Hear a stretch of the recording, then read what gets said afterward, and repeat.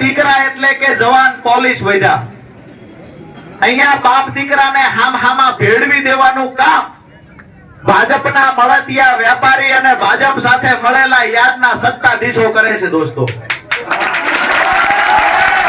મારી વાત એટલી છે કે અહીંયા 10 વાગે આપણે આવ્યા ત્યાર પછી આપણે શાંતિથી રજૂઆત કરી, ધીરજ રાખી, ચેરમેન સાંભળવા આવ્યા તો આપણે ચીચિયારી ન કરી, આપણે કીધું ભાઈ અમારા મહેમાન છો, તમે આવો, સાંભળો, ખેડૂતોની વેદના સાંભળો। ચેરમેન વેદના સાંભળવા આવ્યા પણ વેદનાની દવા કરવાની રજૂઆત કરી જે આપણે તો એમાં ચેરમેન પાસે સમય નથી। ચેરમેનને કોઈને પૂછવાનું છે ભાજપના ઉપરના નેતાને કે અમે કડતો કરવાનું બંધ કરીએ કે કેમ, અમે ખેડૂતોને લૂંટવાનું બંધ કરીએ કે કેમ, ચેરમેને કોઈને પૂછવાનું છે।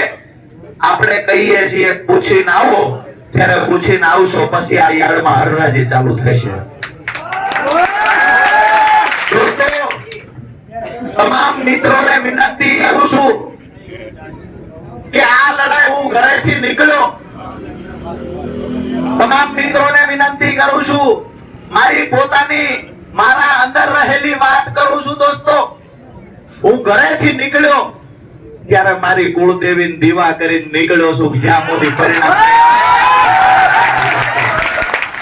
સુધી પરિણામ નહીં મળે ત્યાં સુધી પાછો નહીં આવું।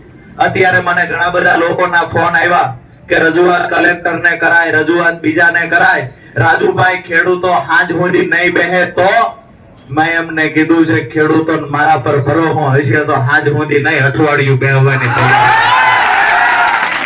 દોસ્તો મેં આવ્યો ત્યારે જ કર્યું હતું કે ખેડૂતના દીકરા છીએ આપણે, બધા ખેડૂતના દીકરા છીએ આપણે।